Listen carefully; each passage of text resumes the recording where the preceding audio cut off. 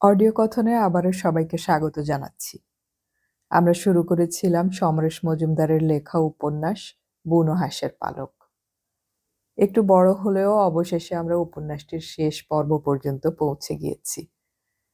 10টি পর্বে ভাগ করে আমি উপন্যাসটি পড়েছি। আজকে আমি পড়ছি বুনো হাঁসের পালক উপন্যাসটির শেষ পর্ব। শুরু করছি তাহলে।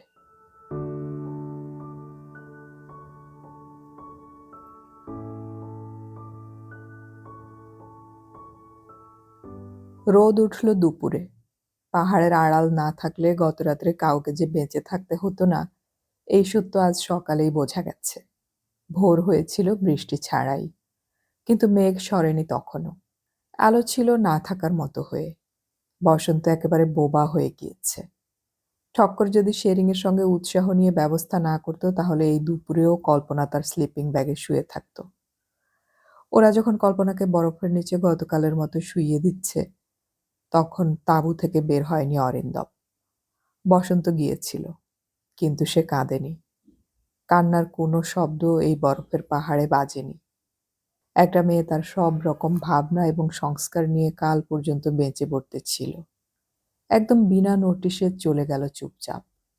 চিত্রনাট্যে এরকম মৃত্যু থাকলে সমালোচকরা বলতেন আরোপিত, সাজানো, বড্ড জার্ক হয়ে গেল। সাধারণ মানুষ বলতেন অবিশ্বাস্য। হায়, জীবন যে বিশ্বাসের নিয়ম মেনে চলে না।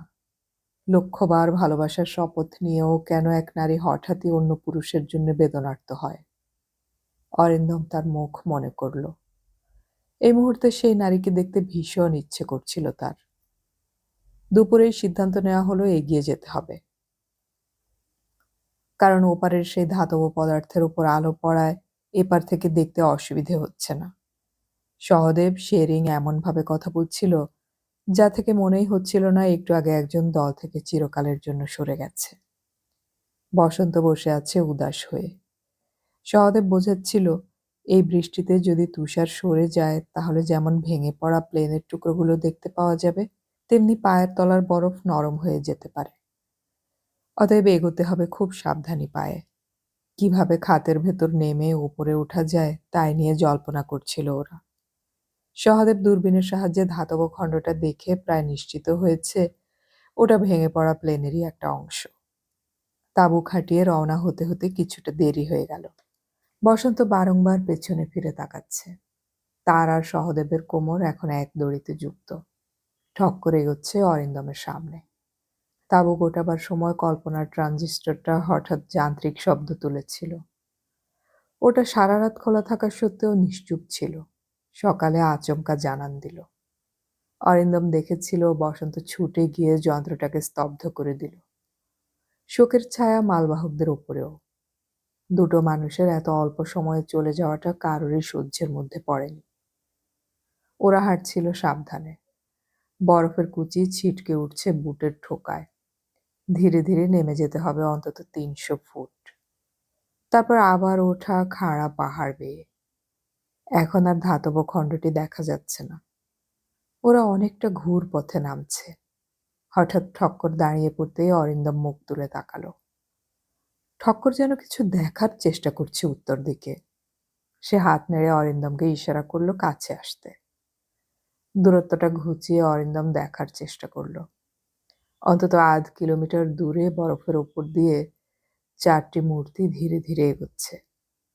ওদের এত ছোট দেখাচ্ছে যে খালি চোখে ঠাউর করা মুশকিল। দূরবীন রয়েছে সহদেবের কাছে। ওরা অনেকটা নেমে গেছে। ঠক্কর বলল, মিসেস সেনের পার্টি। আহ, তাহলে ওরা আমাদের আগে পৌঁছায়নি। অরিন্দমেরও তাই মনে হলো। যদিও এত দূর থেকে কিছুই চেনা যাচ্ছে না, তবু আর কোন দল এদিকে আসবে? ঠক্কর বলল, আমাদের আরো জলদি যেতেই হবে। অরিন্দম বলল, ইচ্ছে হলে তুমি যেতে পারো, আমার সেরকম কোনো বাসনা নেই। কাঁধ ঝাঁকালো ঠক্কর। তারপর আবার হাঁটতে শুরু করলো। ওরা যখন ধাতব খণ্ডের কাছে পৌঁছালো, তখন এই ঠান্ডাতে ঘাম জমবার উপক্রম। নিঃশ্বাস দ্রুত পড়ছে। দুটো দুর্ঘটনা হতে হতে হয়নি। একবার বসন্ত পা পিছলে অনেকটা নিচে গড়িয়ে পড়তে পড়তে সহদেবের দড়ির টানে রক্ষে পেয়েছিল। আরেকবার একটি মালবাহক ভুল করে এক বুক নরম তুষারের ভেতর তলিয়ে যাচ্ছিল। এখনো রোদ মরতে ঘন্টা দুয়েক বাকি। সহদেব চাইছিল আজকের রাতটা এখানেই কাটিয়ে দিতে। যদিও আকাশে মেঘ নেই, তবু বলা যায় না। এখানে পাহাড়ের আড়াল পাওয়া যাবে। কিন্তু ঠক্করের জেদের জন্য আবার চলা শুরু হলো। ধাতব খণ্ডটি যে ভেঙে পড়া প্লেনের তাতে আর সন্দেহ নেই। যদিও দুর্ঘটনাস্থল থেকে আধা মাইল দূরেও খণ্ডটি ছিটকে আসতে পারে, তবু সবাই খুশি হয়েছিল এই ভেবে যে তারা ভুল পথে আসেনি। সন্ধ্যের আগে ওরা চূড়োয় উঠে এলো। এখান থেকে আর পাহাড় ভাঙতে হবে না। প্রায় ফুটবল মাঠের মতো সমান বরফের ওপর দিয়ে কয়েক মাইল যাওয়া যাবে। আর তখনই সহদেব দূরবীনে চোখ লাগিয়ে চিৎকার করে উঠল। সে দেখতে পেয়েছে।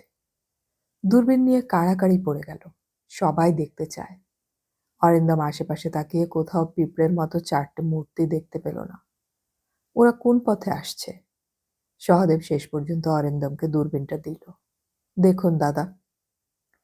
আলো প্রায় নেই বললেই চলে। অরিন্দম চোখ রেখে বলল, ভালো করে বোঝা যাচ্ছে না। সহদেব কাছে দাঁড়িয়ে বলল, একটু ডান দিকে ঘোরান। পেয়েছেন? অরিন্দম মাথা নাড়ল। প্লেনের ধ্বংসাবশেষ যদি ওগুলো হয়, তাহলে ইতিমধ্যে বেশ বরফ জমে গেছে তার উপর। সে চাপা গলায় জিজ্ঞাসা করল, দূরত্ব কতটা? সহদেব উত্তর দিল, সিকি মাইল তো হবেই। অরিন্দম নিঃসন্দেহ হলো সুটকেস খুঁজে পাওয়া যাবে না। একটা প্লেনের শরীর যদি বরফে আধা চাপা হয়ে পড়ে থাকে, তাহলে সুটকেস পাওয়ার কথা চিন্তা করা যায়? এই সময় সে ঠক্করের গলা শুনল। Then let's move. এই রাস্তাটুকু যেতে কোনো অসুবিধা হবে না। সহদেব প্রতিবাদ করল, ইম্পসিবল। এই অন্ধকারে এগোতে যাওয়া মানে সুইসাইড করা। কোথায় চোরা খাদ আছে জানি না। বরফের সঙ্গে জেদ চলে না। তাছাড়া ওখানে অন্ধকারে গিয়ে কি লাভ হবে? কিছু দেখতে পাবেন? আর এই ওপেন স্পেসে রাত কাটানো সম্ভব নয়। শেরিং কথাগুলোকে সমর্থন করল। ঠক্কর কিছুতেই রাজি হচ্ছিল না। বসন্ত চুপ করে আছে। অরিন্দম দূরবীন ঘুরিয়ে চারপাশ দেখছিল। পৃথিবীটা ঘোলাটে হয়ে আসছে। সে উত্তর দিকে দূরবীন ঘোরাতেই লোকটাকে দেখতে পেল। পাহাড়ের গা ঘেঁষে ইতিমধ্যে তাঁবু ফেলা হয়ে গিয়েছে। লোকটা একা দাঁড়িয়ে আছে দুর্ঘটনাস্থলের দিকে মুখ করে। তারপর তাঁবুর ভেতর ঢুকে গেল। জায়গাটা এখান থেকে বেশি দূরে নয়। আজ মেঘ নেই। কালকের অমন ঝড় বৃষ্টির পর আজ মাখনের মতো নরম জ্যোৎস্না যে কোত্থেকে পৃথিবীতে পাঠান, তা একমাত্র ঈশ্বরই জানেন। সামান্য কিছু খেয়ে সবাই শুয়ে পড়েছিল। হঠাৎ বসন্তর গলা পাওয়া গেল। দাদা, আমরা কি সুটকেসটা খুঁজে পাবো? আজ সারাদিন যে লোকটা একটাও কথা বলেনি, তাকে সত্যি বলতে বাধল অরিন্দমের। চেষ্টা করব বসন্ত। বসন্ত বলল, পেতেই হবে দাদা। ওই ফিল্মের মধ্যে কল্পনা বেঁচে থাকবে চিরকাল। সমস্ত শরীর শিরশির করে উঠল। এক মুহূর্তের জন্য নিঃশ্বাস ভারী হলো অরিন্দমের। মহুয়া একটা ছবিতে তার নায়িকা হিসেবে অভিনয় করেছিল। মৃত্যুর পরে ছবিটা রিলিজ করে। সেটা দেখতে গিয়ে উঠে এসেছিল সে। স্মৃতি যতক্ষণ জড়ো হয়ে থাকে ততক্ষণ তা সহনীয়, কারণ জড়ো বিলোপ পাবেই। কিন্তু সচল ছবি, গলার স্বর কখনোই স্মৃতিকে মরতে দেয় না। এক জীবনে দেখা সব মৃত্যু যদি এভাবে সজীব থাকতো, তাহলে মানুষ পাগল হয়ে যেত। তখনও ভালো করে ভোর হয়নি। শরীরে স্পর্শ পেয়ে ঘুম ভাঙল অরিন্দমের। চোখ খুলে অন্ধকারে যে মূর্তিটিকে পাশে দাঁড়িয়ে থাকতে দেখল, সে যে ঠক্কর বুঝতে অসুবিধে হলো না একটু বাদে। তাঁবুর ভেতর যদিও এখন অন্ধকার, কিন্তু ঠক্করের চাপা গলা ওকে চিনিয়ে দিল, লেটস গো। কোথায়? অরিন্দমের মস্তিষ্ক তখনও সচল নয়। এখনই আলো ফুটবে। ওরা পৌঁছবার আগেই আমাদের স্পটে যেতে হবে। হো নো, যেতে হয়তো একা যাও। সেটা সম্ভব নয়। তুমি হিরেগুলো চাও না? না, ছবিটা চাই। ওহ, ছবিটা পেলে লাভ হবে প্রডিউসারের। তোমার কি? Let's go. সবাইকে ডাকো। ওরা পরে আসবে। হীরের কথা বাদ দিলেও আমরা এগিয়ে গেলে ক্ষতি কি? আই এম সরি, এখন যাওয়ার বিন্দুমাত্র ইচ্ছে নেই আমার। অরিন্দমের কথা শেষ হওয়া মাত্র ঠক্কর সোজা হয়ে দাঁড়িয়ে একটা অশ্লীল শব্দ উচ্চারণ করল এবং অরিন্দমকে কিচ্ছু করার সময় না দিয়েই তাঁবু ছেড়ে বেরিয়ে গেল। শব্দটা কানের ভেতর পাক খাচ্ছিল অরিন্দমের। শেষ পর্যন্ত ক্ষিপ্ত হয়ে উঠল সে। তৈরি হয়ে নিচে নেমে লাঠি আর রিভলভারটাকে সঙ্গে নিল। ওই বস্তুটির কথা ইদানিং মাথাতেই ছিল না। সহদেব আর বসন্ত ঘুমোচ্ছে। সে তাঁবুর বাইরে এসে দেখল সূর্যদেবের কোনো চিহ্ন নেই, জ্যোৎস্নাও নেই, এবং অদ্ভুত এক আঁধার নেমে এসেছে পৃথিবীতে। ঠক্করকে কোথাও দেখা যাচ্ছে না। লোকটাকে উচিত শিক্ষা দেওয়ার জন্য তার মন যেভাবে তৈরি হয়েছিল, এখন এই পরিবেশে তার কোনো উপায় খুঁজে পেল না। আর তখনই সে দূরে বরফের মধ্যে আগুন জ্বলতে দেখল। কাল দূরবীনে যে তাঁবু ধরা পড়েছিল আগুনটা জ্বলছে সেখানেই। সরি হিরো সাহাব, এখানে একা যাওয়া যায় না। কথাগুলো কানে আসা মাত্র চমকে মুখ ফিরিয়ে অরিন্দম ঠক্করকে এগিয়ে আসতে দেখল, এবং সঙ্গে সঙ্গে শরীরের সমস্ত শক্তি এক করে ঘুষি মারল লোকটার মুখে। উল্টে পড়ে যেতে যেতে নিজেকে সামলে নিল ঠক্কর। অরিন্দমের প্রতি আক্রমণের আশঙ্কা করেছিল, কিন্তু ঠক্কর প্রায় 30 সেকেন্ড স্থির হয়ে দাঁড়িয়ে শব্দ করে হাসল। যাক, শরীরটা গরম হয়ে গেল। তারপরে এই গলাটা পাল্টে বিষাক্ত স্বরে উচ্চারণ করল, রিভলভারটার জন্য এ যাত্রায় বেঁচে গেলে। তবে আমি কথা দিচ্ছি, মিনিমাম যে চান্স পাবো তাতেই তোমাকে উপরে পাঠাবো। ঠক্করকে মেরে কেউ বেঁচে থাকতে পারেনি। এর উত্তরে অরিন্দম কি বলতে পারে? পাশ কাটিয়ে লোকটা চলে গেল ভেতরে। হাত ঘড়ির সময় অনুযায়ী এতক্ষণে সূর্যদেবের উঠে পড়ার কথা। তবে কি আবার মেঘ জমল? অরিন্দম দেখল আগুনটা নিভে যাচ্ছে। শেষ পর্যন্ত আর দেখা গেল না। সকাল 9টাতেও আলো নেই, তবে অন্ধকারের বদলে ঘন ছায়ায় পৃথিবী জড়ানো। পথে বৃষ্টি নামলে বিপদ হবে বলে সহদেব আজকের দিনটাও এখানে কাটাতে চাইছিল। ঠক্কর বোঝাতে চাইল একবার দুর্ঘটনাস্থল থেকে ঘুরে এলে ক্ষতি কিছু নেই, সময়ও বেশি লাগবে না। অনুসন্ধানের কাজ না হয় আগামীকাল শুরু করা যাবে। হঠাৎ বসন্ত ঠক্করকে সমর্থন করে বসায় যাওয়ার সিদ্ধান্ত নিতেই হলো। ঠিক হলো সবাই যাবে না। বসন্ত, ঠক্কর, সহদেব এবং শেরিং ঘুরে আসবে। শুধু দর্শনের জন্য যাওয়ার বিন্দুমাত্র বাসনা নেই অরিন্দমের। কাল যখন অনুসন্ধান চালানো হবে তখন এসে যাবে, এবং আজ এরা কেউ বিমানের ধ্বংসাবশেষে হাত দেবে না। বেরোবার আগে ঠক্কর অরিন্দমের দিকে তাকিয়ে রহস্যময় হাসল। 4টে লোক বরফের উপর দিয়ে ধীরে ধীরে এগিয়ে যাচ্ছে। শেরিং, ঠক্কর এবং সহদেব, বসন্ত। তাঁবুর সামনে দাঁড়িয়ে ওদের হাত নেড়ে বিদায় জানালো অরিন্দম। একবার মনে হয়েছিল বসন্তকে ঠক্করের মতলবটা জানিয়ে দেবে, কিন্তু সে অপেক্ষা করাই বুদ্ধিমানের কাজ বলে মনে করল। সাদা বরফের উপর ছায়া পড়ায় ময়লাটা দেখাচ্ছে। ধীরে ধীরে ওদের চেহারা ছোট হয়ে আসছে। শেরিং এর যে লোক দুটো ওদের যাওয়া দেখছিল তাদের চা বানাতে বলল অরিন্দম। এখন তার কিচ্ছু করার নেই। পকেটে হাত ঢুকিয়ে সে তাঁবুতে ফিরে এলো, এবং তখনই তার মিস্টার সেনের কথা মনে পড়ল। লোকটা কি সত্যি মারা পড়েছে ঠান্ডায়, না ওই 4টে লোকের মধ্যে মিস্টার সেনও রয়েছে? সে রুমালটা বের করল। এখনো মিষ্টি গন্ধটা লেগে আছে এর গায়ে। ঘ্রাণ নিল সে। মিনিট 10 পরে চা খাওয়ার পর অরিন্দম একজন মালবাহককে সঙ্গে নিয়ে পাহাড়ের গা বেয়ে হাঁটছিল।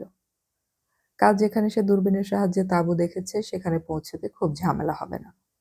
তবু সাবধানের মার নেই বলে সে লোকটিকে সঙ্গে নিয়েছে। বসন্তদের আর খালি চোখে দেখা যাচ্ছে না, কিন্তু ওরা নিশ্চয়ই ওদের যেতে দেখেছে। অবশ্য যদি সকাল হতেই ওরা রওনা হয়ে যায় তাহলে আলাদা কথা। সেক্ষেত্রে দুর্ঘটনাস্থলে দুটো দল মুখোমুখি হবেই। অরিন্দম নিজেই ঠিক জানল না কেন সে ওই তাঁবুর দিকে যাচ্ছে। হঠাৎ পাহাড়ের আড়াল সরে যেতেই সে তাঁবুটাকে দেখতে পেয়ে হাত তুলে সঙ্গীকে থামতে বলল। তাঁবু রয়েছে, কিন্তু কোনো মানুষের অস্তিত্ব বোঝা যাচ্ছে না। মিনিট 5 অপেক্ষার পর অরিন্দম এগোলো। তার হাতে এবার রিভলভার। সেটা লক্ষ্য করে ওর সঙ্গী যেন বেশ সতর্ক হয়ে উঠেছে। যে কোনো পরিস্থিতির জন্য তৈরি হয়ে অরিন্দম তাঁবুর সামনে এসে দাঁড়ালো। কোথাও কোনো শব্দ নেই। সে তাঁবুর দরজা সরিয়ে ভেতরে মুখ বাড়ালো। কেউ নেই। জিনিসপত্র দেখে বোঝা যায় আজ সকালেই ওগুলো ব্যবহৃত হয়েছিল। তাঁবুর ভেতরে কোনো মেয়েলি গন্ধ নেই। রুমালে যে বাঁশ ছিল তা যেন রয়ে গেছে রুমালেই। 4জন মানুষ এই তাঁবুতে ছিল। 4জনের মধ্যে 2জন মালবাহক বলে অনুমান করা যায়। জিনিসপত্র খুবই অল্প, কিন্তু এই তাঁবুটাকেও তো বহন করতে হয়েছিল। বোঝা যাচ্ছে কি কারণে এগিয়ে থেকেও ওরা প্রায় একই সময়ে এখানে পৌঁছেছে। কিন্তু মিসেস সেন, সেই অহংকারী নারী একই তাঁবু ব্যবহার করতে পারছেন? অরিন্দম বাইরে বেরিয়ে এলো। অরিন্দমের সঙ্গী মালবাহকটি দাঁড়িয়েছিল উদগ্রীব হয়ে। সে বাইরে বেরিয়ে আসা মাত্র লোকটা হাত তুলে আকাশ দেখালো। বুকের ভেতর ঢক করে উঠল অরিন্দমের। হু হু করে ছুটে আসছে কালো মেঘ, যেন বরফের ওপর কালো মেঘের দল প্রাণ ভয়ে ছুটছে। আলো কমে এসেছে আরো, এবং মেঘ পৌঁছে যাওয়ার আগে বাতাসের ধাক্কা লাগলো শরীরে। পড়িমড়ি করে ওরা তাঁবুর ভেতর ঢুকে যাওয়া মাত্র মনে হলো ওটা এখনই উড়ে যাবে। প্রচণ্ড টান পড়েছে তাঁবুর বাঁধনে। যেদিকটা খোলা সেদিকটাই বেছে নিয়েছে হাওয়ারা। অরিন্দম বুঝতে পারছিল না কি করা যায়। এটা তো স্পষ্ট ৮ জন মানুষ এখন ওই ভাঙা প্লেনের কাছে পৌঁছেছে। এইরকম কিছুক্ষণ চললে কাউকে জীবন্ত আশা করা যাবে না। ঈশ্বরকে ধন্যবাদ যে সে আজ ওই দলের সঙ্গে যেতে চায়নি। এই সময় পরিত্রাহী চিৎকার শুনতে পেল অরিন্দম। সে তার সঙ্গীর দিকে তাকালো। তারপর তাঁবুর দরজাটা সরিয়ে বাইরে মাথা বের করল। এ দৃশ্য সে কখনো দেখেনি। তুষার উঠছে বাতাসে। সমস্ত পৃথিবী যেন দখল করে নিয়েছে তুষার ঝড়, আর সেই ঝড় যেন আটকে রাখছে 4টে মানুষকে। ওরাই তাঁবুর দিকে এগিয়ে আসতে চাইছে প্রাণপণে। একজন বসে পড়ল। তার দিকে নজর নেই বাকিদের। যেন সাঁতরে সাঁতরে ওরা একটু একটু করে এগিয়ে আসছে। তাঁবুর ভেতর পৌঁছে তাকে দেখে ওরা ক্ষেপে উঠতেই পারে, কিন্তু এই অবস্থার মধ্যে দিয়ে এসে কিছু করার ক্ষমতা কারো থাকতে পারে না। মুখোমুখি হওয়াই এক্ষেত্রে উচিত কাজ। অরিন্দম বাইরে বেরিয়ে এলো। প্রথমে যে লোকটা তাকে দেখলো তার পরিচয় বোঝার উপায় নেই, কারণ চোখে রঙিন চশমা, মুখের চামড়া খোলা নেই। কিন্তু এক মুহূর্তে থমকে গেল লোকটা। বোঝা গেল দ্বিতীয় চিন্তা করার সামর্থ্য নেই বলে সে ভেতরে ঢুকে গেল কোনো মতে। দ্বিতীয় লোকটি তাকে দেখা মাত্র বিড়বিড় করে কিছু বলে ভেতরে চলে গেল। তৃতীয় লোকটিকে অপেক্ষাকৃত শক্ত বলে মনে হচ্ছিল, কিন্তু ওরও শরীর টলছে। অরিন্দমের পাশে দাঁড়িয়ে লোকটা যেভাবে তাকালো তাতে ঠক্করের কথা মনে পড়ল। ঠক্কর এই দলে? অরিন্দম কিছু বোঝার আগেই লোকটা ভেতরে চলে গেল। চতুর্থ জন তখনও অন্তত 15 গজ দূরে। এখন সে মাটি থেকে উঠে দাঁড়িয়ে টলছে। বোঝা যাচ্ছে এগিয়ে আসার সামর্থ্য অবশিষ্ট নেই। অরিন্দম তার সঙ্গীর উদ্দেশ্যে চেঁচিয়ে বলল, ওদের দেখো। লোকটা মাথা নেড়ে তাঁবুর ভেতর ঢুকেই চিৎকার করতে লাগলো। সেদিকে নজর ছিল না অরিন্দমের। ঝড় বরফ নিয়ে ছুটে যাচ্ছে সমান বেগে। কালো মেঘ যেন এবার সেই ঝড়ের বুকে মিশছে। একটা মানুষ চোখের সামনে মারা যাবে মাথায় ঢোকা মাত্র অরিন্দম ছুটল। কয়েক পা যাওয়া মাত্র শক্ত বরফে সে আছাড় খেল। বাতাস যেন সামনে অদৃশ্য পাঁচিল গড়ে তুলছে একটার পর একটা। সমস্ত শরীরে বরফের টুকরো ছিটকে পড়ছে। অরিন্দম নিচু হয়ে ছুটল। একটু ঢালু বলেই শরীরের ভার রাখতে হচ্ছে পেছনে। শেষ পর্যন্ত লোকটার কাছে পৌঁছে হাত বাড়িয়ে কনুই ধরে চিৎকার করল, চলে আসুন। এই সময় আর্তনাদটা ছিটকে উঠল, আমি পারছি না, আর পারছি না। আর দিন দুপুরে যেন ভূত দেখল অরিন্দম। প্রচণ্ড শক্তিতে সে শরীরটাকে টেনে আনতে লাগলো তাঁবুর দিকে। হাওয়ার তীব্র বেগ এবং আরেকটি শরীরের ভার গতি শ্লথ করছিল, এবং সেই সময় সঙ্গী মালবাহক যদি বেরিয়ে না আসতো তাহলে ভোগান্তির চূড়ান্ত হতো। দুজন দুপাশে দাঁড়িয়ে মিসেস সেনকে তাঁবুর ভেতর নিয়ে আসতেই তিনি মাটিতে বসে পড়লেন। যে সুন্দরী মহিলাকে এয়ারপোর্টে, গ্যাংটকের হোটেলে, এমনকি লাচেনের বাংলোয় সে রাতে দেখেছিল, তার সঙ্গে এর কোনো মিল নেই। সেই অহংকারী সুন্দরী এই মুহূর্তে শীতের পোশাকে সর্বাঙ্গ মুড়ে নারী পুরুষ ভেদাভেদ ঘুচিয়েছেন। কিন্তু এই তাঁবুতে শেরিং কেন? মুখের আড়াল সরিয়ে লোকটা সামনে এসে বলল, সাহাব, হাম লোগ মার গিয়া থা। কি হয়েছিল? তোমরা এখানে কেন? অরিন্দম শক্ত গলায় প্রশ্ন করল। শেরিং খুব নার্ভাস গলায় যা জানালো তা হলো, আজকের এই আবহাওয়ায় তার এবং সহদেববাবুর যাওয়ার কোনো ইচ্ছে ছিল না, কিন্তু ওই ঠক্কর সাহেবের জেদ মেটাতে ওরা কোনো মতে প্রাণে বেঁচে গেল। তাঁবু ছেড়ে কিছু দূর যেতে কোনো অসুবিধে হয়নি, কিন্তু তারপরেই বোঝা যাচ্ছিল মাঝে মাঝেই বরফ নরম হয়ে আছে। বেজায়গায় পা পড়লে তলিয়ে যেতে হবে। সহদেববাবু যখন বলছিলেন আজ ফিরে আসতে, এবার বসন্ত জেদ ধরেছিল। ডাইরেক্টরের কথা ফেলতে না পেরে ওরা এগিয়েছিল। দলটা যখন দুর্ঘটনাস্থলের প্রায় কাছাকাছি তখন দ্বিতীয় দলটাকে দেখে ওরা। এই দলটা পালিয়ে আসছিল। কারণ ওদের একজন বরফের নিচে তলিয়ে গেছে। প্লেনের ভাঙা শরীরের সামনে তুষার চাপা খাদ ছিল যা লোকটা বুঝতেই পারেনি। সেই সময় আকাশে মেঘ দেখা যাওয়ায় খোঁজাখুঁজির ঝুঁকি নিতে চায়নি। শেরিং তখন বলেছিল ফিরে যাওয়ার জন্য, কিন্তু ঠক্কর আর বসন্ত জেদ ধরলো এত কাছে এসে না দেখে ফিরে যাবে না। সহদেব আর শেরিং যখন ফিরে যাওয়ার সিদ্ধান্ত নিল, তখন ওরা এগিয়ে গেল। আর ফেরার পথেই ঝড়, তুষার ঝড় শুরু হয়ে গেল। কোথায় যাচ্ছে, কোন পথে যাচ্ছে তা কারো বোধে ছিল না। হঠাৎই তাঁবুটা চোখে পড়ায় এইদিকে দুটো দল এক হয়ে এসেছিল। অরিন্দম নিঃশ্বাস ফেলল। দু দলে মোট ৮ জন লোক ছিল। একজন তলিয়ে গেছে, দুজন এগিয়েছে।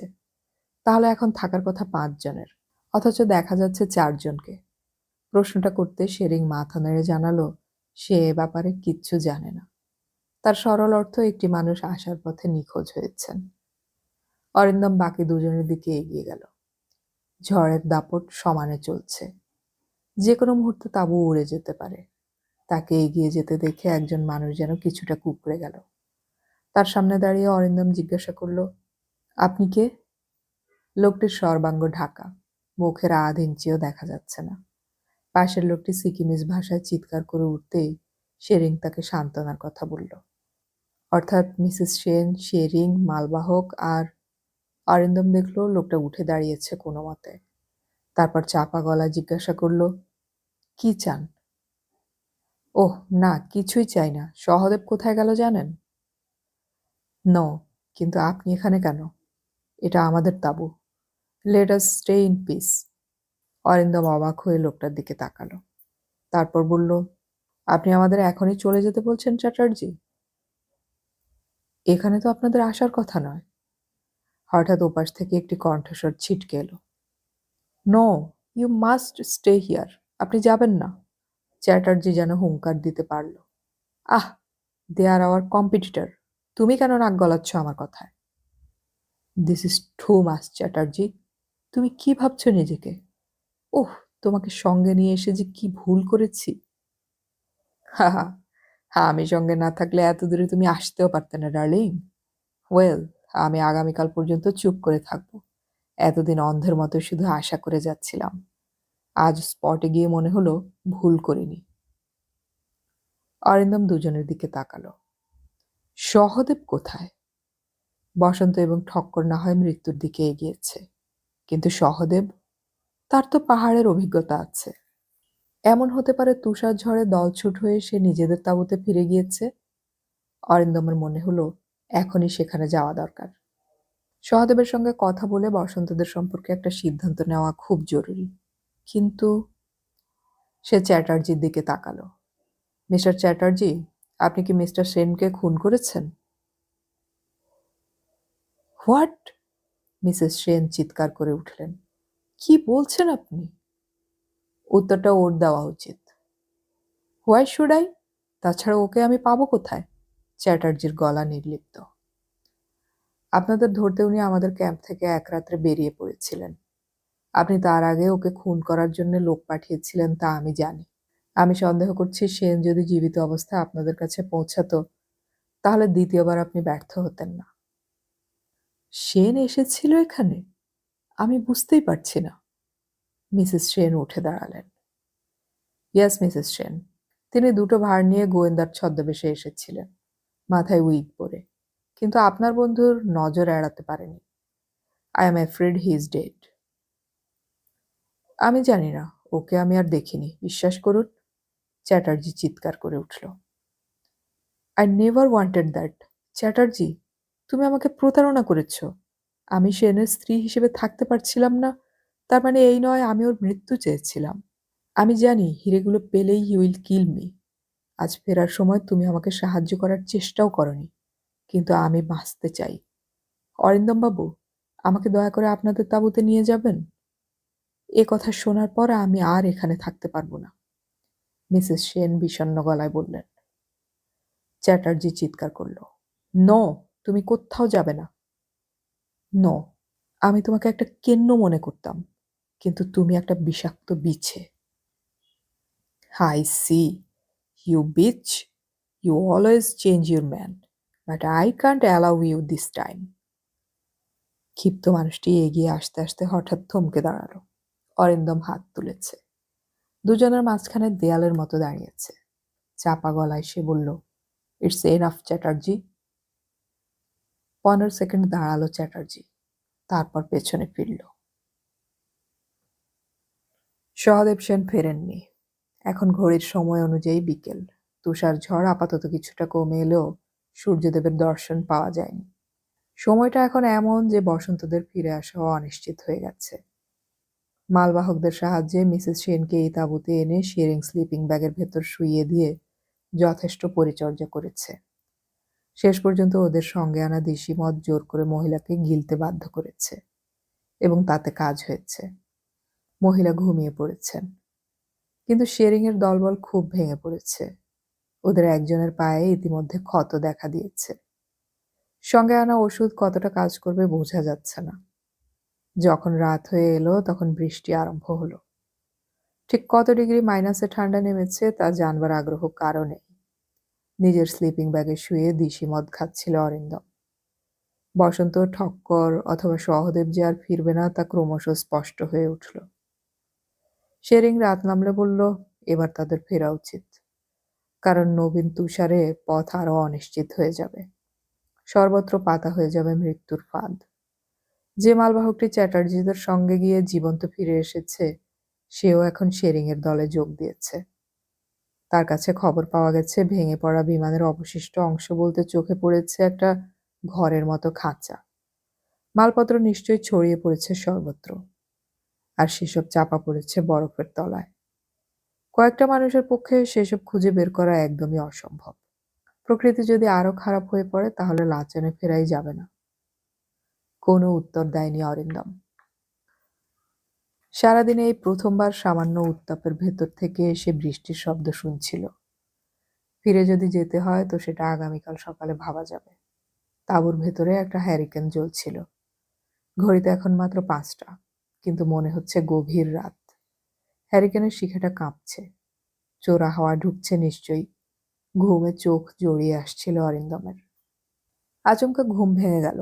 ভোরটা কাটতেই প্রথমে বুঝতে পারল বৃষ্টি নেই, কোনো শব্দ হচ্ছে না। অথচ যে স্বপ্ন সে এতক্ষণ দেখছিল তাতে বৃষ্টি ছিল। সে একা বরফের মধ্যে বৃষ্টিতে ভিজতে ভিজতে কোনো ক্রমে হাঁটছে। অথচ এখন পৃথিবী চুপচাপ। হ্যারিকেনটা নিভে গেছে। চোখের সামনে জমাট অন্ধকারের দেয়াল। অরিন্দম কবজি চোখের সামনে নিয়ে এলো।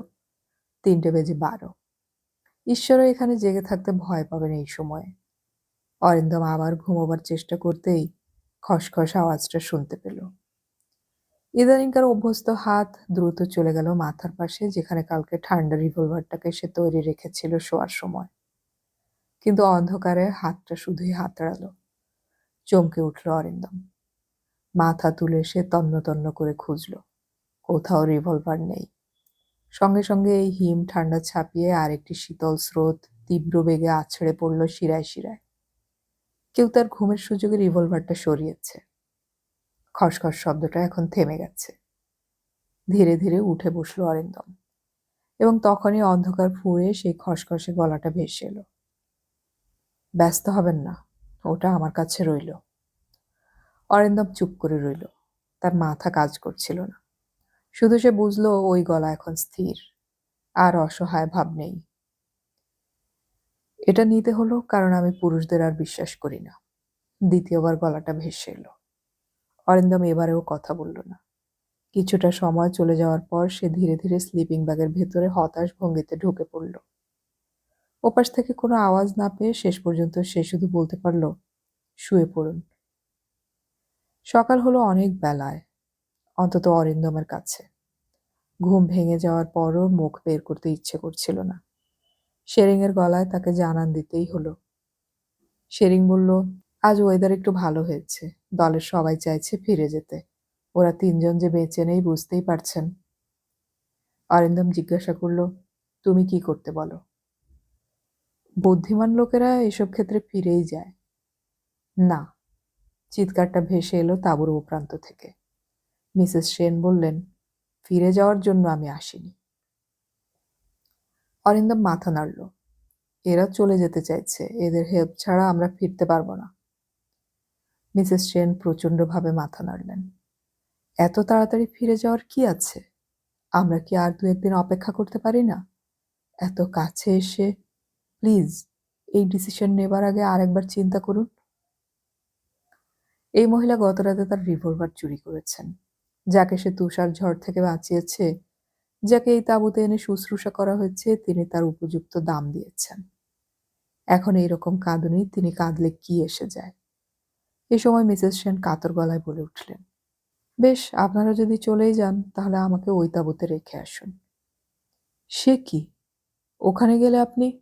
অরিন্দম যা বলতে যাচ্ছিল তা শেষ করতে পারল না শেরিংয়ের বাধা দেওয়ায়। ওই তাঁবুটাকে আজ সকাল থেকে দেখা যাচ্ছে না সাহাব। সে কি? চমকে উঠল অরিন্দম, আর সশব্দ কান্নায় ভেঙে পড়লেন মিসেস সেন। কোনো সুন্দরী মহিলা ওভাবে কেঁদে উঠলে স্বয়ং ঈশ্বরও বিচলিত হন। অরিন্দম বলল, শেরিং, আমরা আগামীকাল পর্যন্ত ফিরে যাওয়াটা বন্ধ রাখতে পারি না? আজকের দিনটা বিশ্রাম নিলে কেমন হয়? তাই হবে সাহাব। শেরিং সরে গেল সামনে থেকে। অরিন্দম ক্রন্দনরতাকে দেখল। সকালে নিশ্চয়ই মুখে ক্রিম দিয়েছেন, কিন্তু কান্নাটা সত্যি। সে একটু বাঁকা স্বরে জিজ্ঞাসা করল, মিসেস সেন, আপনার স্বামীর মৃত্যুর আশঙ্কা সত্ত্বেও আপনি কাঁদেননি, কিন্তু চ্যাটার্জির তাঁবু উড়ে যাওয়ার খবর পেয়ে এভাবে ভেঙে পড়লেন কেন? ওই লোকটা তো আপনাকে ব্যবহার করতে চেয়েছিল। মিসেস সেন জবাব দিলেন না, নিজেকে সংযত করার চেষ্টা করলেন। অরিন্দম আর কথা বাড়াল না। এই ঠান্ডায় নিজেকে পরিষ্কার এবং হালকা করার কাজটা খুবই কষ্টকর। সেসব চুকিয়ে ফেলার পর অরিন্দম বাইরে বেরিয়ে সোনালি রোদ দেখল। আকাশ এত নীল যে চোখ রঙিন হয়ে যায়। দূর, বহুদূর বিস্তৃত সাদা বরফের ঢেউয়ে সেই সোনা রোদ এক স্বর্গীয় ছবি এঁকে যাচ্ছে। পরশু যেখানে আলো জ্বলেছিল সেখানে শুধু বরফ। চ্যাটার্জির হদিশ কোথায় পাওয়া যাবে কে জানে। এখন এই প্রকৃতির দিকে তাকালে কে বলবে গত ২ দিন কি মারাত্মক চেহারা হয়েছিল আকাশ বাতাসের। এবং তখনই তার সুটকেসটার কথা মনে পড়ল। ওই সুটকেস খুঁজতে এসে কয়েকটা প্রাণ চলে গেল, অথচ অনন্ত স্বপ্ন দেখেছিল যে সুটকেস খুঁজে পাবে। বুকের ভেতর দ্রিমি দ্রিমি বাজনা শুরু হয়ে গেল তার। যদি সে খুঁজে পায়, এত কাছে এসে আরেকবার চেষ্টা না করে ফিরে যাবে? সে নিজে তো একবারও স্পটে গেল না। বাকি জীবনটা বেঁচে থাকার সময় নিজেকে কি কৈফিয়ত দেবে? প্রাকৃতিক দুর্যোগের মধ্যে পৌঁছে ওরা তো বিভ্রান্ত হতেই পারে। অরিন্দম মুখ তুলল। সমস্ত মেঘ চেঁচে আকাশটাকে তকতকে করে রাখা হয়েছে এখন। অন্তত একবার ওখানে পৌঁছে খুঁজে দেখলে কেমন হয়? ওই রোদ অরিন্দমকে ক্রমশ উত্তেজিত করে তুলল। সে তাঁবুর ভেতর ঢুকে দেখতে পেল মিসেস সেন দুহাতে মুখ ঢেকে বসে আছেন। কাছে এগিয়ে গিয়ে সে বলল, ভাবছি একবার চেষ্টা করলে কেমন হয়? আবহাওয়া খুব ভালো। চমকে মুখ তুলে তাকালেন মিসেস সেন, যেন কথাগুলোর অর্থ বুঝতে পারছিলেন না। অরিন্দম বলল, আপনার যদি মনে হয় শরীর পারমিট করছে তাহলে আমার সঙ্গে আসতে পারেন। উঠে দাঁড়িয়ে ঝাঁপিয়ে পড়লেন মিসেস সেন। দুহাতে অরিন্দমকে জড়িয়ে ধরে থরথর করে কাঁপতে লাগলেন। ব্যাপারটা এত আকস্মিক যে অরিন্দম কোনো ক্রমে নিজের শরীরের ব্যালান্স আনতে পারল। মিসেস সেনের চুলের বাস, মুখের ক্রিমের গন্ধ তার নাকে এলো। তার দুটো হাত শরীরটাকে জড়িয়ে ধরল। প্রচণ্ড শীতের মোকাবিলা করতে যে পোশাক তারা ব্যবহার করছে তা ভেদ করে হৃদকম্পন অনুভব করা অসম্ভব। নারী এবং পুরুষের স্বাভাবিক শারীরিক স্পর্শ থেকেও তারা বঞ্চিত। কিন্তু অরিন্দমের ভালো লাগলো। এ যেন আরেক ধরনের উত্তাপ যা হৃদয়কে উৎসাহিত করছিল। হঠাৎ মিসেস সেন মুখ তুললেন। আমি আমি তোমার কাছে কৃতজ্ঞ। দুহাতে ওর গাল স্পর্শ করল অরিন্দম, কিন্তু হাতে গ্লাভস থাকায় ত্বকের ছোঁয়া পেল না। তারপর প্রায় জোর করেই নিজেকে সরিয়ে নিয়ে বলল, শেষ পর্যন্ত আমরা তুমিতে নামলাম। এবার তৈরি হও, দুপুরের পরই ফিরে আসতে হবে। মিসেস সেন একই জায়গায় দাঁড়িয়ে ঘাড় কাত করে জিজ্ঞাসা করলেন, সুযোগ পেয়েও রিভলভারটা ফেরত নিলে না? থাক না, পুরুষদের হঠাৎ বিশ্বাস করার কোনো কারণ তো ঘটেনি। অরিন্দম হাসল, কিন্তু শেরিং প্রথমে কিছুতেই রাজি হচ্ছিল না। যতই রোদ উঠুক কিংবা আকাশ নীল হোক, তার মতে গত ঝড়ের পর পাহাড়ের সর্বত্র ফাঁদ পাতা হয়ে গেছে তুষারের। চেনা পথ নইলে বিপদ অনিবার্য। অরিন্দম যখন সাহায্য ছাড়া যাবে বলে ঠিক করলো, তখন শেরিং সঙ্গী হলো। পাহাড়ের টান যাদের রক্তে একবার ঢোকে, সে কিছুতেই হার শিকারের লজ্জা বেশিক্ষণ পেতে চায় না। ঠিক জায়গায় খোঁচা লাগলে বাধাগুলোকে পেরিয়ে যেতে মরিয়া হয়। শেরিং প্রথমে, মিসেস সেন অরিন্দমের আগে। আজ একই দড়িতে তিনজন, নিজেদের ছায়া বরফের ওপর পড়ছে। মিসেস সেন হেসে বললেন, তুমি যে মিথ্যে ভয় পাচ্ছিলে তা এখন বুঝতে পারছো শেরিং? শেরিং উত্তর দিল না। তার চোখ প্রতিটি পদক্ষেপ ফেলার আগে লাঠি দিয়ে যাচাই করে নিচ্ছে সামনের বরফটা কতটা নির্ভরযোগ্য। মিনিট 15 হাঁটার পর শেরিং ওদের দেখালো, দ্বিতীয় তাঁবুটা এখন কোথাও নেই, শুধু এক ফালি তাঁবুর কাপড় নেতিয়ে পড়ে আছে। অরিন্দম মিসেস সেনের পাশে দাঁড়িয়ে বলল, তুমি ভাগ্যবতী। মিসেস সেন বলল, লাকি বলো। ভাগ্যবতী কথাটা সেই সব মেয়েদের কথা মনে করিয়ে দেয় যারা লক্ষ্মীমন্ত। আমি তা নই। অরিন্দম চমকে তাকালো। নিজের সম্বন্ধে এমন স্বচ্ছ ধারণা যে এই মেয়ে পোষণ করে তা কে জান। ঘড়িতে যখন 11টা, তখন ওরা ধ্বংসাবশেষ দেখতে পেল। সামনের খাদটা বেশি নিচে নামেনি। হঠাৎ অরিন্দমের নজরে পড়ল একটা কিছু যেন বরফের আস্তরণ ভেদ করে উঁকি মারছে। সে এগিয়ে গিয়ে পা দিয়ে বরফ সরাতেই চমকে এক পা পিছিয়ে গেল। বাকিটা শেরিং সাহায্য করলে বসন্তর নীল শরীরটা প্রকাশিত হলো। মুখে প্রচণ্ড যন্ত্রণা নিয়ে বসন্ত শুয়ে আছে। মিসেস সেন অন্যদিকে মুখ ফিরিয়ে রয়েছেন এখন। শেরিং বসন্তকে উপুড় করে শুইয়ে দিল। কতদিন ও এভাবে থাকবে? এই হিম বরফের রাজ্যে বসন্ত তার বিখ্যাত পরিচালক হবার বাসনাকে কি জমিয়ে রাখতে পারবে? টুকরো টুকরো জিনিসপত্র বরফের মধ্যে গেঁথে রয়েছে। চালু কোম্পানির কিছু সুটকেস শতছিন্ন অবস্থায় আটকে আছে বরফে। তাদের সুটকেস কিংবা ব্রিফকেস এখন কোথায়?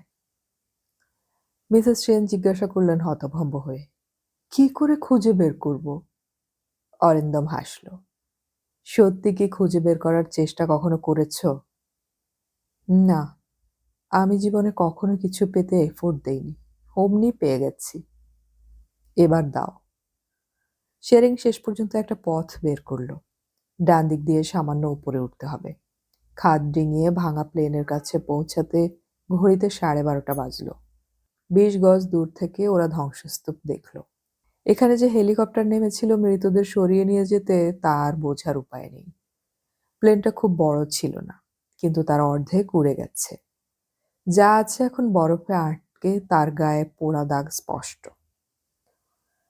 জানা না থাকলে প্লেন বলে চিনতে পারাই কষ্টকর। ভাঙচুর হওয়া শরীরটার ওপর একটা খাঁচার মতো অংশ এখনো বেঁচে রয়েছে। হঠাৎ মিসেস সেন কান্নায় ভেঙে পড়লেন। ওর চিৎকার কানে আসা মাত্র অরিন্দম কাছে এগিয়ে গেল। কাঁধে হাত রেখে জিজ্ঞাসা করল, কি হয়েছে? লাঠি ফেলে দিয়ে 2 হাতে জড়িয়ে ধরলেন মহিলা। কেন এলাম, কেন এলাম? আশায়, কিন্তু এত তাড়াতাড়ি ভেঙে পড়লে নিজের ফিরে যাওয়া কষ্টকর হবে। কি হবে ফিরে গিয়ে? আমার জন্যে, আমার জন্যে দুটো মানুষ মরে গেল। কথাগুলো বলে থরথরিয়ে কাঁপছিল। শেরিং অবাক হয়ে দৃশ্যটা দেখছিল। সেদিকে দৃষ্টি আকর্ষণ করেও ভদ্রমহিলাকে শান্ত করা যাচ্ছিল না। শেষ পর্যন্ত অরিন্দম বেশ জোরে চেঁচিয়ে বলল, আমরা এবার ওখানে যাব শেরিং। শেরিং হাঁটা শুরু করলে দড়িতে টান পড়ল। মিসেস সেন হাঁটতে বাধ্য হলেন। ভাঙা প্লেনের টুকরো অংশগুলোর নিচে এখনো অনেক কিছু চাপা রয়েছে। শেরিং বলল, এটা একদিনের কাজ না সাহাব। পুরো ক্যাম্প এখানে তুলে এনে 3-4 দিন ধরে সবাই মিলে খুঁজতে হবে। বলতে বলতে সে আচমকা থেমে গেল। তারপর আঙুল তুলে অরিন্দমকে দেখালো। একটু দেরিতে বুঝতে পারল অরিন্দম, এইসব ধ্বংসাবশেষ যেন কেউ সরিয়েছে। দীর্ঘ সময় বরফ চাপা থাকার পর নবীন সরানোর দাগ স্পষ্ট বোঝা যাচ্ছে। হঠাৎ বরফের উপর বসে পড়ল শেরিং, যেন জুতোর ছাপ এখানে ওখানে। তারপরে এসে চিৎকার করে উঠল। এক রাত্রে তুষার ঝড়ে যেটুকু সাদা হওয়া সম্ভব তাই হয়ে পড়ে আছে সুটকেসটা। ধ্বংসাবশেষের পাশে পড়ে থাকা সুটকেসটা তুলে নিল অরিন্দম। এই কোম্পানির সুটকেসই ব্যবহার করা হয়েছিল ক্যান পাঠাতে। না খুললে? উত্তেজনায় থরথর করে কাঁপছিল সে। দুমড়ে মুচড়ে গেছে বস্তুটি। ওপর থেকে পড়েছে বোঝাই যায়। যদি এটাই সেই সুটকেস হয় তাহলে আর দেরি করার কি দরকার? শেরিং কিচ্ছুতেই খুলতে পারছিল না। পকেট থেকে একটা ছোট্ট ছুরি বের করে সে মোচড়ানো অংশটিতে ঢুকিয়ে গর্ত করার চেষ্টা করল। মিনিট ৩ বাদে ভেতরের ধাতব পদার্থের ছুরি লাগলো। বস্তুটা যে চকচকে তা বোঝা গেল উঁকি মেরে। অরিন্দমের হৃৎপিণ্ড যেন গলায় আটকে গেছে আনন্দে। মিসেস সেন অদ্ভুত গলায় বলল, ভাগ্যবান। বুঝতে পারছি না, কিন্তু কিন্তু ব্যাপারটা, আমি পাগল হয়ে যাব, চিৎকার করে উঠল অরিন্দম। শেরিং উঠে দাঁড়িয়ে নিজের কোমর থেকে দড়িটা খুলল। তারপর পায়ের চিহ্ন ধরে এগিয়ে যাচ্ছিল সামনে। অরিন্দম যখন সুটকেসটা নিয়ে আবার ব্যস্ত, তখন আর্তনাদটা কানে এলো। এ এমন এক আওয়াজ যা রক্ত হিম করে দেয়। সে চটপট উঠে সামনে এগোতেই শেরিংকে বরফের উপর পড়ে থাকতে দেখল। জায়গাটা অটুট খাঁচার আড়ালে বলে ওদের নজর যায়নি। অরিন্দম চিৎকার করে উঠল, শেরিং! উপর হয়ে শুয়ে থাকায় শেরিংয়ের একটা হাত কাঁপল। অরিন্দম আরেকটু এগোতেই ছুরি হাতে দাঁড়িয়ে থাকা মানুষটাকে দেখতে পেল। সোজা হয়ে দাঁড়াতে পারছে না। টোলে পড়ে যেতে যেতে আবার কোনো মতে সামলে নিচ্ছে। এবার হাত উপরে উঠতে লাগলো এবং অরিন্দম দেখল হাতে ধরা ছুরির গায়ে রক্তের দাগ। কিন্তু ছুরি ছোড়ার শক্তি ওর আর নেই। আর তখনই পৃথিবী নড়িয়ে দেওয়া শব্দ উঠল। কুঁকড়ে গেল লোকটা এবং একটি শব্দ উচ্চারণ না করেই পড়ে গেল বরফে। তখনই পাশে ছুটে এলেন মিসেস সেন। লোকটা আপনাকে খুন করতে যাচ্ছিল। মিসেস সেনের হাতের রিভলভারের দিকে তাকিয়ে চুপচাপ মাথা নাড়ল অরিন্দম। তারপর নিচু গলায় বলল, থ্যাঙ্কস। লোকটা কে? মিসেস সেন জিজ্ঞাসা করলেন। তার কম্পিত হাত থেকে রিভলভার পড়ে গেল বরফের ওপর। অরিন্দম জবাব না দিয়ে শেরিং এর কাছে চলে এলো। একেবারে বুকের ওপর আঘাত হওয়ায় আর কিচ্ছু করার নেই, কিন্তু এখনো চেতনা রয়েছে লোকটার। সাহাব, ওকে কোনো মতে ফিরিয়ে নিয়ে গেলে? অরিন্দম নিঃশ্বাস ফেলল। যেখানে নিজেদের পক্ষে সহজভাবে হাঁটা অসম্ভব, সেখানে। তাছাড়া হাসপাতাল বলতে গ্যাংটক, সেটা যেন পৃথিবীর ওপারে। কিন্তু শেরিং এর বদলে সে যদি এই খাঁচার কাছে প্রথমে আসতো তাহলে? এ সময় মিসেস সেন মৃত শরীরটা থেকে ছিটকে সরে এলেন। অরিন্দম এগিয়ে গেল। মুখের আড়াল মুক্ত করতে সে নিজের চোখকে বিশ্বাস করতে পারছিল না। লোকটা বেঁচে ছিল, বেঁচে এই দুর্গম জায়গায় পৌঁছেছিল। ভালোবাসা আর লালসা কি চিরকাল এমনি যে কোনো অসম্ভবকে সম্ভব করে দেয়? গতরাতে তাঁবু উড়ে গিয়েছিল বলে তাদের বিশ্বাস ছিল লোকটা জীবিত নেই। সে এখানে এলো কি করে?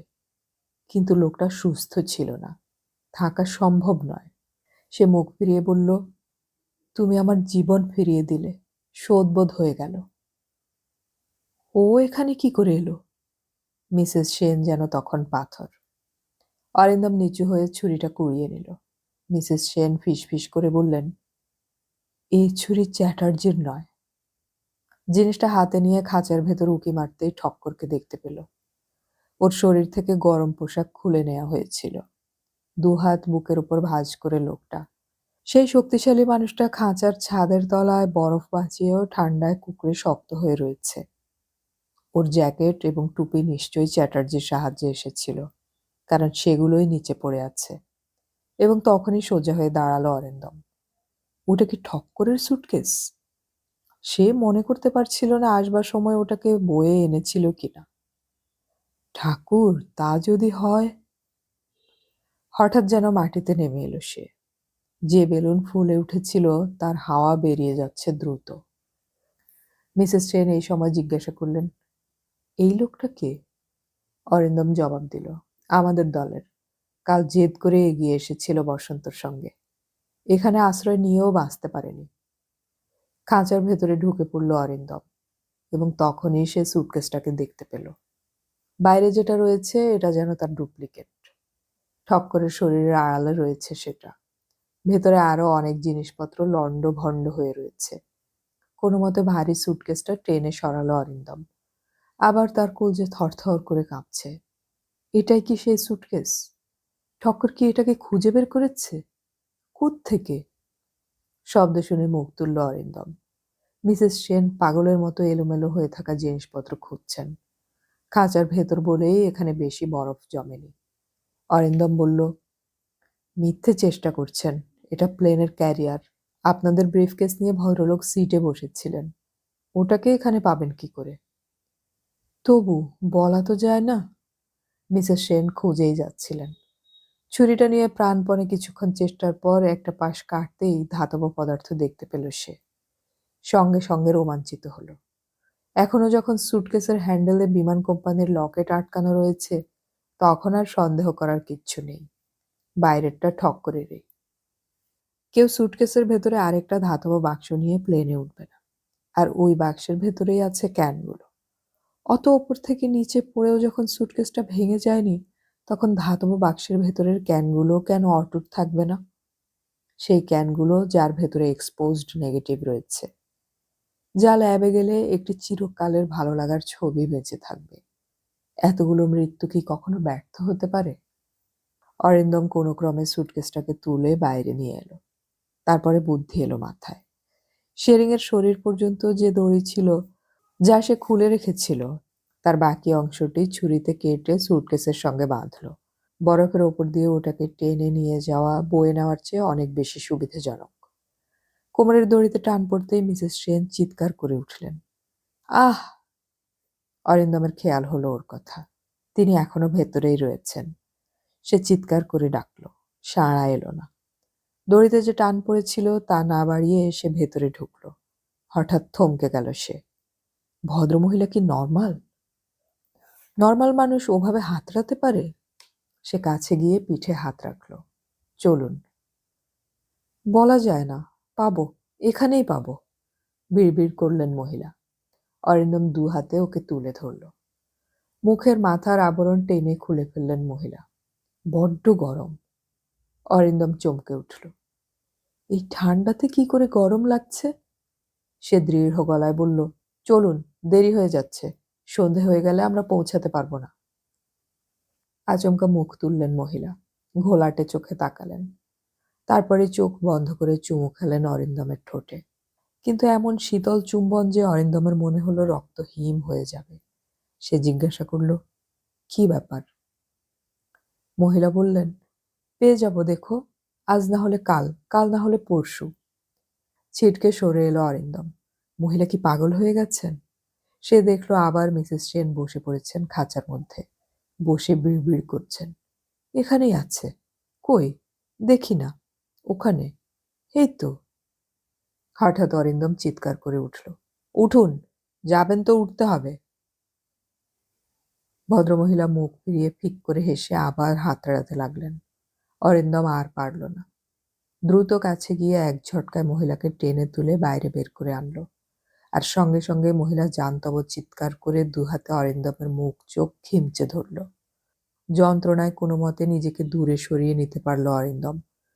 মহিলা ততক্ষণে আবার ভেতরে ঢুকে বসে পড়েছেন। ওর হাত হাতড়াচ্ছে জিনিসপত্র। নিঃশ্বাস ফেলল অরিন্দম। কি করবে সে এখন? একটি পাগলকে সঙ্গে নিয়ে এই বরফের পথ হাঁটা মানে মৃত্যুকে ডেকে আনা। কিন্তু ওকে এখানে রেখে যাওয়া মানে? কয়েক মুহূর্ত দ্বিধাগ্রস্ত রইল সে। জোর করে ওকে নিয়ে যেতে চাইলে সুটকেসটাকে ত্যাগ করতে হবে। কিন্তু সুটকেসটাকে কলকাতায় পৌঁছে দিতে পারলে? অরিন্দম ধীরে ধীরে দড়িটা ধরে এগোতে লাগলো। টান লাগতে সুটকেসটা পিছলে সরে আসছিল। এখন ওটাকে টেনে নিয়ে যাওয়া ঢের সহজ। অরিন্দম আবার দাঁড়ালো। মিসেস সেন ফিরেই তাকাচ্ছেন না। তার হাত আর নড়ছে না। একই জায়গায় বসে শূন্যে হাত তুলে আছেন। আর কয়েক ঘন্টা। তাপাঙ্ক ইতিমধ্যে নামতে শুরু করেছে। অনন্ত স্বপ্ন দেখেছিল কেউ যদি পায় তো অরিন্দমই সুটকেসটা পাবে। সন্ধ্যের আগে তাঁবুতে পৌঁছতে হবে এমন তাগিদে হাঁটতে হাঁটতে অরিন্দম হাসল। কে বলেছে ভোরের স্বপ্ন সত্যি হয়? হলো তো। তারপরেই তার সেই মুখ মনে পড়ল। কত ভোরেই না তার স্বপ্ন দেখেছে সে। কলকাতায় যে আছে অপেক্ষা করে, নিজেই নিজের চারপাশে অদৃশ্য দেয়াল তৈরি করে। তার কাছে পৌঁছে একটু জিরোতে ভীষণ ইচ্ছে হলো তার। দ্রুত হাঁটল সে। সুটকেসটা আসছে পেছন পেছন, নাচতে নাচতে। রোদ পড়ে আসছে। বসন্ত শরীরের পাশে পৌঁছে একটু থমকে দাঁড়ালো অরিন্দম। বিড়বিড় করে বলল, বসন্ত, আমি নিয়ে যাচ্ছি তোমার সৃষ্টি। তুমি এর মধ্যেই বেঁচে আছো। আর একটু নামার পর তাঁবুটা ঠাউর করল সে। সুইচ টিপে নেভানোর মতো আলো চলে গেল। এখন ছায়া। অরিন্দম হাঁপিয়ে পড়ছিল। আরো দ্রুত হাঁটতে হবে। এখনই ঠান্ডা ঢুকছে শরীরে, এত আড়াল সত্ত্বেও। হঠাৎ হোঁচট খেল সে। সুটকেসটা আটকে গেছে বরফের চাঙড়ে। দড়িটা বেশি লম্বা হয়ে গেছে। হাত থেকে সরিয়ে কোমরে বেঁধে নিল সে। তারপর একটু ঘুরে চাঙড়ের দিকে এগিয়ে গেল সুটকেসটাকে মুক্ত করতে। আর তখনই তার পা ভুস করে ডুবে গেল বরফে। হাঁটু, কোমর, বুক। প্রাণপণে সেই চোরা তুষারের হাত থেকে নিজেকে সরাতে চেষ্টা করছিল অরিন্দম। তুষার সরে যাচ্ছে। পিঠ, ঘাড়, মাথা নেমে যাচ্ছে। হঠাৎ পেছনে গর্তের ভেতর দুলতে লাগলো অরিন্দম। দড়ির বাঁধন সুটকেসের সঙ্গে থাকায় আর সেটা উপরের বরফের চাঙড়ে ঢুকে যাওয়ায় একসময় আর নিচে গড়িয়ে পড়ল না সে। কিন্তু সেই দড়িতেই আটকে অরিন্দম গর্তের মধ্যে দোদুল্যমান অবস্থায় প্রাণপণে উপরে ওঠার চেষ্টা করেও ব্যর্থ হলো। তার শরীর অবশ হয়ে আসছে। ঠান্ডা বেড়ে যাচ্ছে ভয়ানকভাবে। কোনো মতে সেই অন্ধকার গুহায় ঝুলে থাকা অরিন্দম মুখ তুলল। নীল আকাশের টুকরোটা ক্রমশ কালো হয়ে আসছে। রহস্য, রোমাঞ্চ, প্রেম অথবা ঘৃণায় জড়ানো কাহিনী নিয়ে অ্যাকশন প্যাক ছায়াছবির রিল বুকে নিয়ে সুটকেস পড়ে রইল বরফের উপরে, তুষারের প্রতীক্ষায়।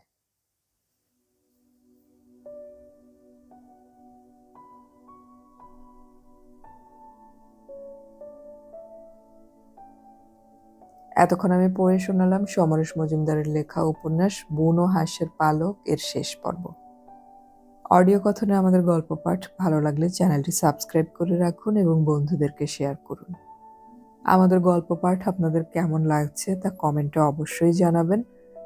পরবর্তীতে আমরা আবারও নতুন একটি উপন্যাস নিয়ে হাজির হব। সবাইকে শোনার আমন্ত্রণ রইল।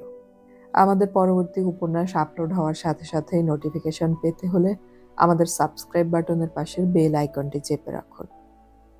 গল্প পড়ি, গল্প শুনি, বাংলা গল্প ছড়িয়ে পড়ুক সবখানে।